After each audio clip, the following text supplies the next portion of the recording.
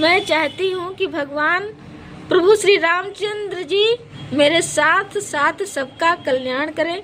इसी वजह से मैं श्री रामचरितमानस सुंदरकांड लेकर आई हूँ, जो कि मैं हमेशा आगे का ही दोहा लेकर आती हूँ। आप लोग अगर स्टार्टिंग से मेरा सुन रहे होंगे या देख रहे होंगे तो उन भाई और बहनों को पता होगा। आप लोग पहले तो मुझे क्षमा कर दीजिएगा, क्योंकि मुझे सर्दी हुई है और सर्दी की वजह से आवाज़ में थोड़ा सा इधर उधर हो जाएगा। उसके लिए आप सभी से मैं क्षमा मांगती हूँ। उहा निशाचर रहा सशंका, जब ते जाए गयो कपिलंका। निजी निजी ग्रह सब करई विचारा, नहीं निश्चर कुल के उबारा।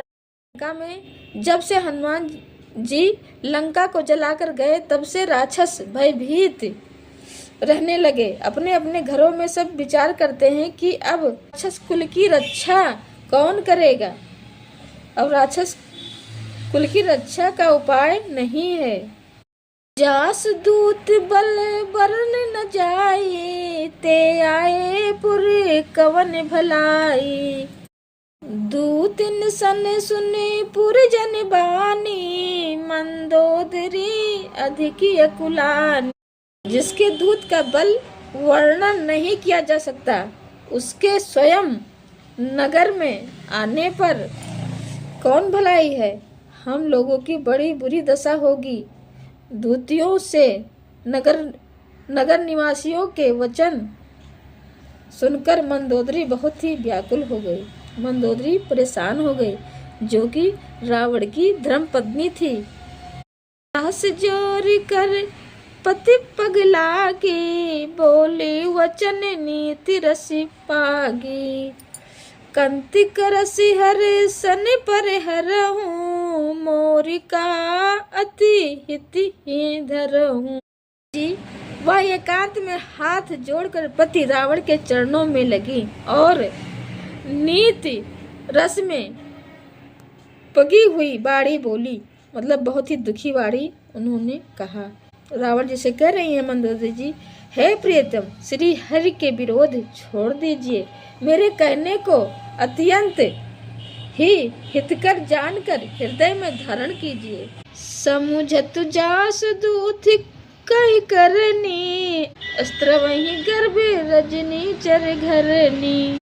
सुनारे निज सचो बुलाई, पठौ कंत जो चाहो भलाई।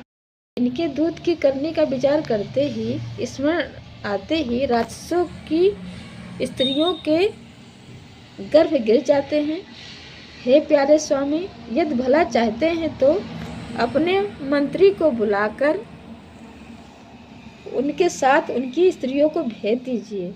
तब कुल कमल विपिन दुखदाई, सीता सीत निशा समयाई।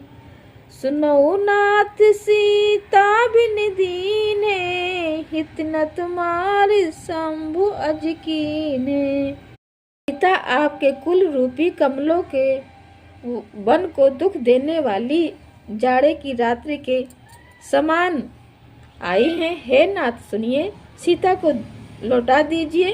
बिना शंभु और ब्रह्मा के किए भी आपका भला नहीं हो सकता।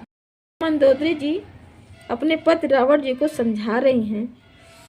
राम बान यही गन सर से निकर निशाचर भेक, जब लगे गृह सतना तब लगे जतन करो तज टेक।